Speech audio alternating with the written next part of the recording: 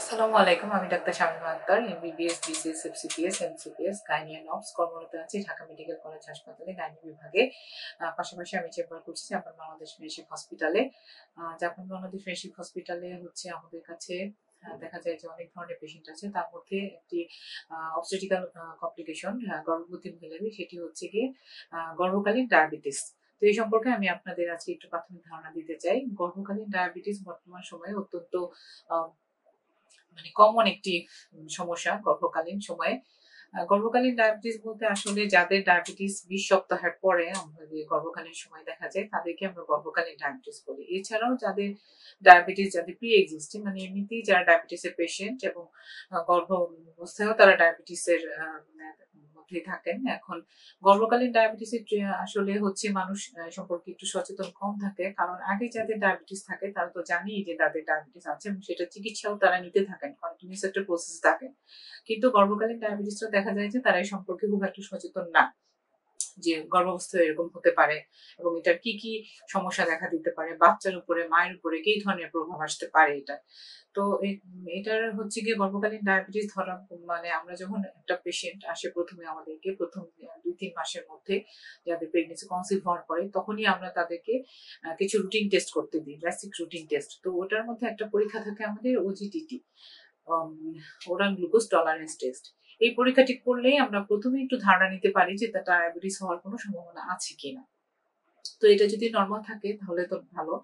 তার পরবর্তীতে আমরা যখন তাকে সেকেন্ড ভিজিটে আসতে বলি, তখনও এই মানে পরীক্ষাটি করে আমরা আর একটু কনফার্ম হতে পারি যে তার ডায়াবেটিস হতে পারে কিনা। এর মধ্যে পেশেন্টের সে যদি নিজে কোনো কিছু অনুভব করতে পারে যে তার দ্রুত ওয়েট গেইন হচ্ছে, বা তার যদি কোনো ফ্যামিলি হিস্ট্রি থাকে, বাবা মার ডায়াবেটিস, বা তার আগের প্রেগনেন্সিতে ডায়াবেটিস হয়েছিল, বা এই ধরনের কোনো সমস্যা, তার আগের প্রেগনেন্সিতে বড় একটি বাচ্চা হয়েছিল যার ওজন 3.5 কেজি, 4 কেজি বা 4.5 কেজি, তাহলে আমরা সে থেকে ধারণা নিতে পারি যে তার এই প্রেগনেন্সিতে ডায়াবেটিস হওয়ার সম্ভাবনা আছে, বা ডায়াবেটিস জিডিএম এর সে ঝুঁকিতে আছে। এখন এই সম্পর্ক তো হচ্ছে কি, যদি ধরা পড়ে আমরা ফার্স্ট ট্রাইমেস্টারে আসার পরে, মানে 3 থেকে 4 মাসের মধ্যে ধরা পড়লে সেটাকে আমরা ডায়াবেটিসই বলবো। আর যদি 20 সপ্তাহের পরে কোনো একটি স্ক্রিনিং টেস্টের মধ্যে ধরা পড়ে যে তার ডায়াবেটিস, তাহলে আমরা তার ট্রিটমেন্ট শুরু করে দিতে হবে। প্রথমেই হচ্ছে ডায়েট এবং হালকা পাতলা এক্সারসাইজের মাধ্যমে আমরা, যদি কম থাকে তাহলে সেটা করার চেষ্টা করতে পারি, কিন্তু অতিরিক্ত পরিমাণে থাকলে সেটাকে অবশ্যই আমরা ইনসুলিন দিয়ে ট্রিটমেন্ট শুরু করতে হবে।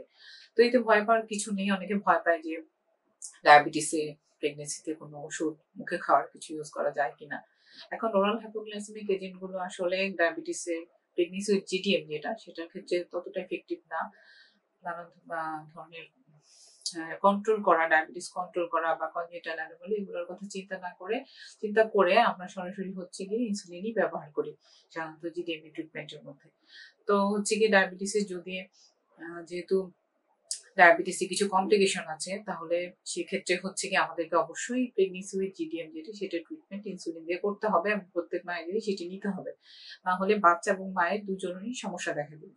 বাচ্চার ক্ষেত্রে কমপ্লিকেশন হচ্ছে বাচ্চার ওজন বেড়ে যাবে, সেক্ষেত্রে হচ্ছে বাচ্চা ডেলিভারি করাতে সমস্যা হবে। বড় বাচ্চার যে কোনো সময় পেটের ভিতরে নড়াচড়া কমে গিয়ে আইওটি কমপ্লিকেশন দেখা দিতে পারে। এই ধরনের কমপ্লিকেশন গুলো এড়ানোর জন্য অবশ্যই ডায়াবেটিস স্ট্রিক্টলি কন্ট্রোল করতে হবে। মায়ের ক্ষেত্রেও একই কথা, যে কোনো সময় পানি ভেঙে যেতে পারে, ইনফেকশন হতে পারে। এই সমস্যাগুলো হয় সাধারণত জিডিএম প্রেগনেন্সির ক্ষেত্রে। তো এই সমস্যাগুলো এড়ানোর জন্য অবশ্যই আপনাকে ডাক্তারের পরামর্শ নিতে হবে, রেগুলার অ্যান্টিনেটাল চেকআপে আসতে হবে। আমাদের এখানে আমরা আপনাদের কোনো প্রশ্ন বা জানার কিছু থাকলে সেগুলো যথাযথ উত্তর দেওয়ার চেষ্টা করবো এবং ট্রিটমেন্ট করার চেষ্টা করব।